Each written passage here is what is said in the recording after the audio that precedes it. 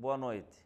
No ar, mais um programa Arcanos Celestes, uma série inédita na televisão brasileira que visa divulgar a obra do cientista, filósofo e teólogo Emanuel Swedenborg. Esse programa vai ao ar todas as terças-feiras, às 19 horas, pelo canal 5 da NET e 72 da TVA. E também pode ser acessado pelo site www.arcanocelestes.com e pelo cwbtv.net. As perguntas podem ser encaminhadas para o nosso e-mail de contato, que é o arcanocelestes@gmail.com, e os livros podem ser solicitados pelo telefone 3027-4741. Esta noite nós falaremos sobre a Páscoa, que está se aproximando, né? E o foco da nossa palestra vai se reter nos eventos que o Senhor realizou, que são a glorificação, a redenção, a salvação, a crucificação e a sua ressurreição. E as diferenças, nós vamos abordar as diferenças entre todos esses eventos, essas operações realizadas pelo Senhor, né? E para nos ajudar na explicação deste tema, nós contamos mais uma vez com a presença do reverendo Andy Heilman. Boa noite, reverendo. Boa noite, é bom de ver aqui. E nós iniciaremos o nosso programa, então perguntando ao reverendo o que realmente aconteceu na Páscoa. Okay. Quando falamos da Páscoa, nós podemos pensar na Páscoa hebraica, que era realmente celebrada na quinta noite para nós, que era realmente o começo da Páscoa. E também tem a Páscoa cristã, que é o dia que nós celebramos no domingo, que é a ressurreição do Senhor.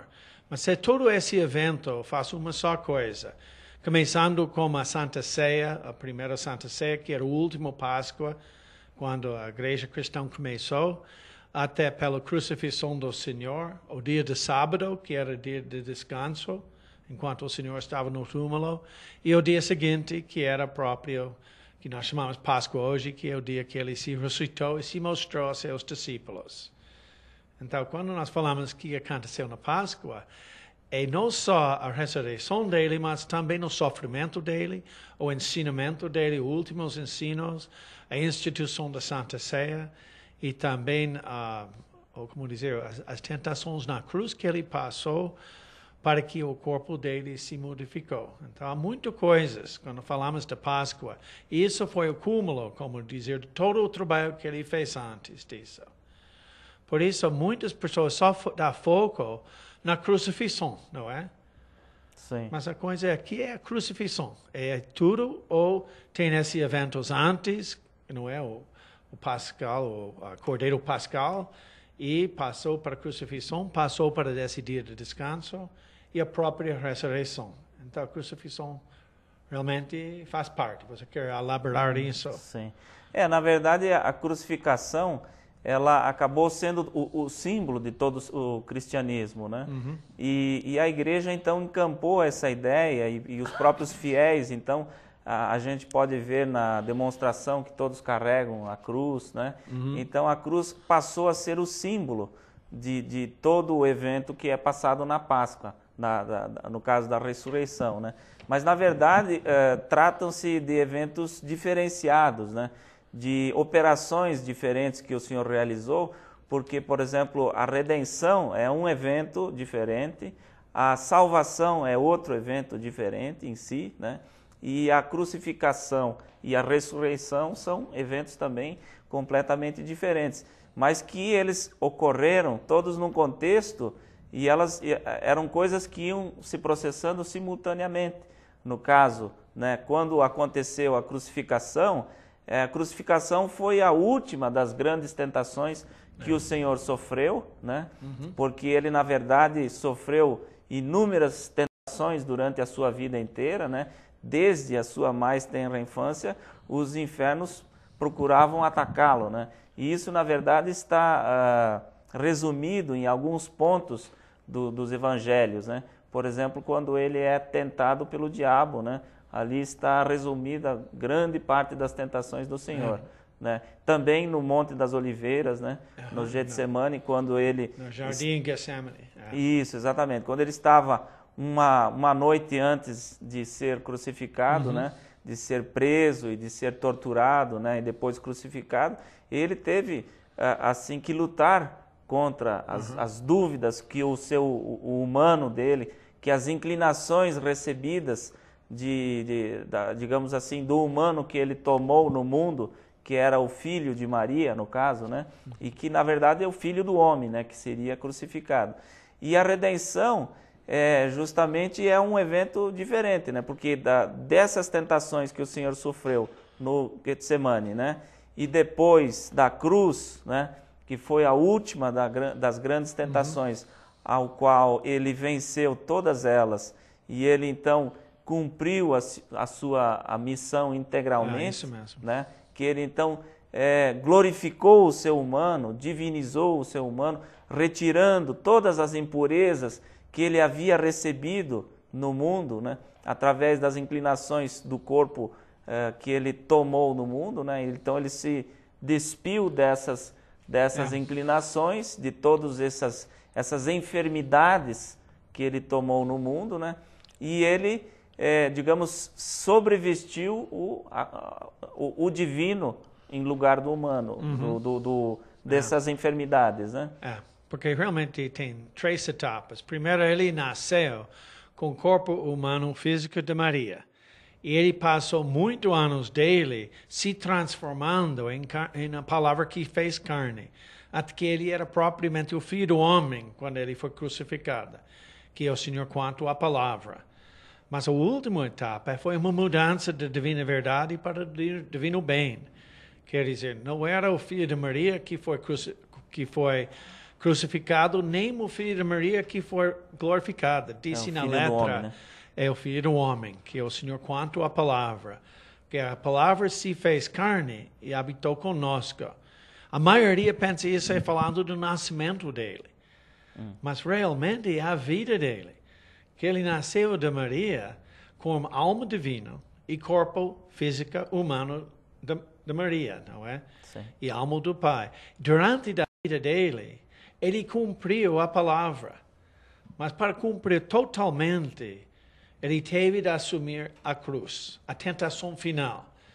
E na cruz, até que ele falou, está cumprido, está terminado. Quer dizer, na última tentação, ele completou de se tornar totalmente a palavra, e agora vem uma mudança. Como no homem ele tem a fase da reforma e a regeneração. Então, com o Senhor era se tornando primeiro o Filho do Homem, que é a própria palavra, e depois a glorificação, que esse vaso de divina verdade foi enchido com o divino amor. No processo de humilhação que ele sofreu, que é chamado processo de exinanição. É isso, né? Mesmo. Ele praticamente esvaziou todo o seu receptáculo, né? Que ele colheu no mundo, e ele então ficou pronto para receber totalmente o divino. Né? Porque o divino já estava nele pela alma, certo. Que é próprio Deus. A alma dele é Deus, não é 2 Deus, coisas assim que a gente acha. O Filho de Deus é o próprio humano que foi gerado de Deus quando ele estava no mundo. Não foi um dia só.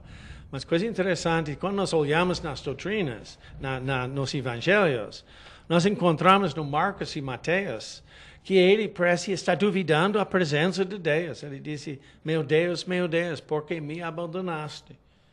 Mas logo que você veja no Lucas, ele está mais preocupado com as pessoas em volta, os 2 ao lado na cruz e também o povo. Ele diz, Pai, perdoa-os, porque não sabe o que está fazendo.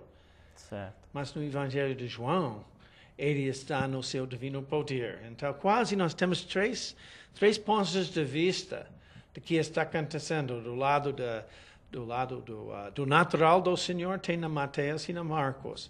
O lado do mente dele tem em Lucas, mas do lado da alma dele está em João. Então, as tentações que nós encontramos em Lucas, em Marcos e especialmente em Mateus, nós não encontramos em João. Nem as tentações no deserto. que Certo. fala em Porque Mateus o e divino Lucas. humano, quanto ao bem, não podia ser tentado.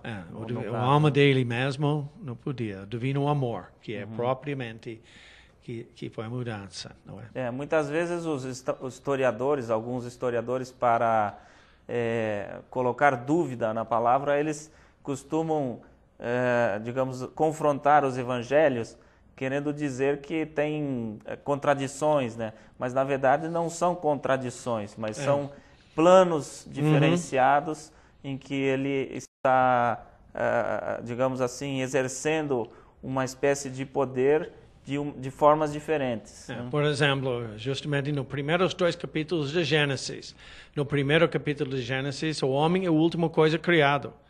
Mas no segundo capítulo de Gênesis, o homem é criado e depois o jardim e depois os animais. Isso depende do ponto de vista de verdade, o homem é o último. Mas do ponto de vista do amor, o homem é o primeiro, como construindo uma casa. Do ponto de vista do tempo e do planejamento, é os tijolos, é a fundação e tudo. Mas do ponto de vista do amor, do uso, é o homem que vai morar lá dentro. Então, não há contradição. A mesma coisa com os 4 evangelhos.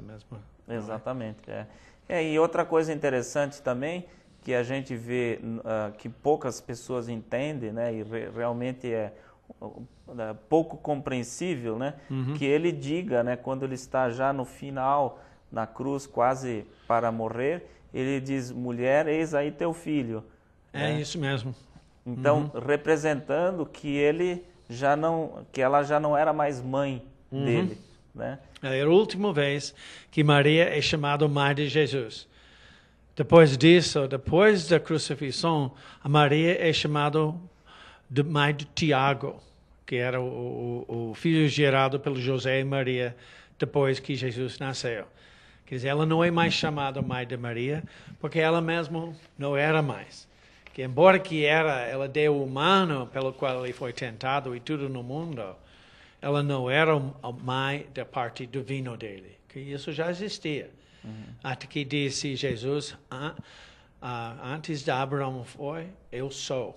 Quer dizer, a existência dele não era começando. Mas o humano, disse no Salmo, este dia te gerou. Quer dizer, o humano foi nasceu no tempo. No tempo. Mas o divino não. O divino é de toda a eternidade. Certo. Isso mesmo.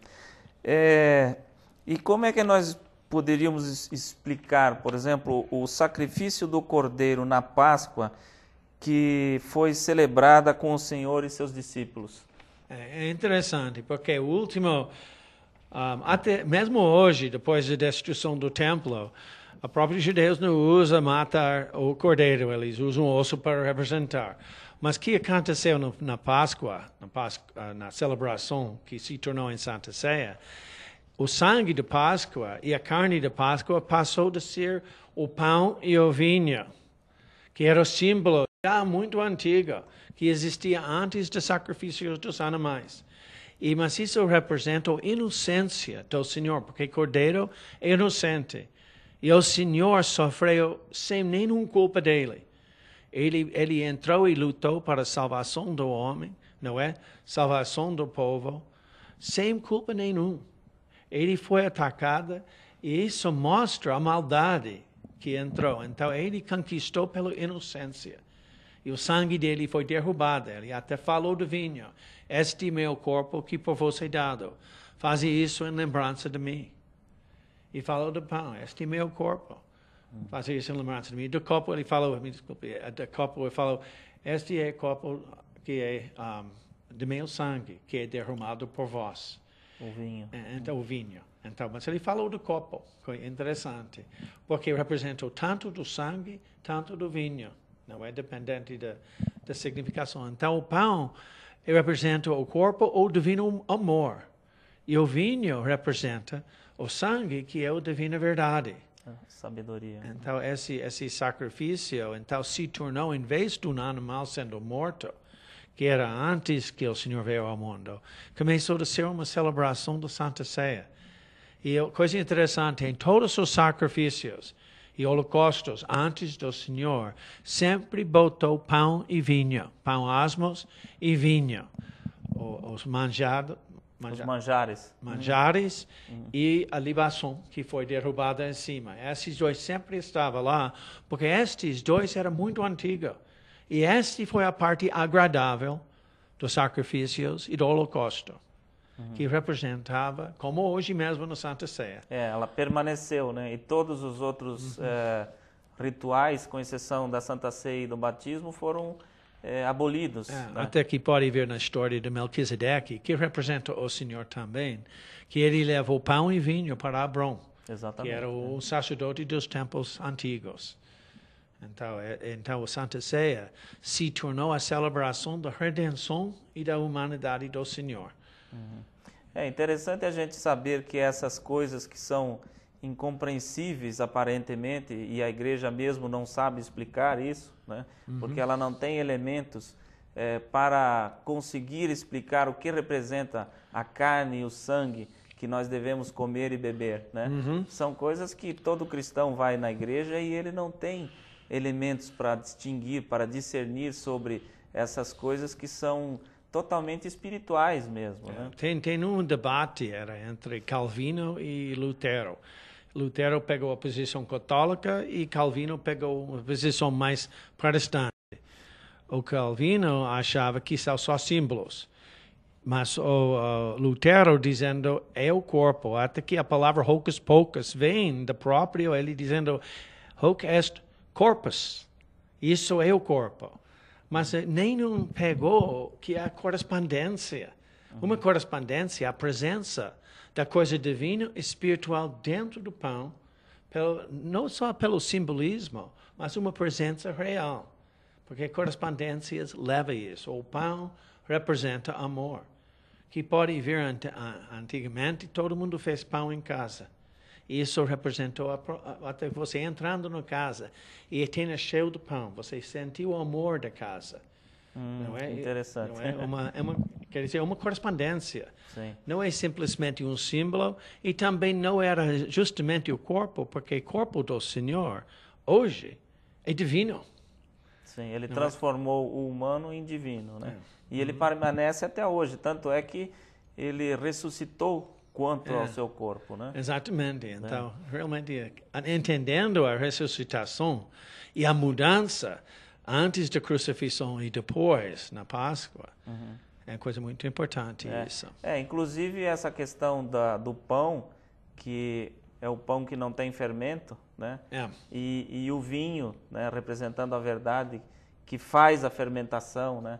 Isso também é uma coisa que poucas pessoas conhecem, né? Praticamente quase ninguém conhece, né?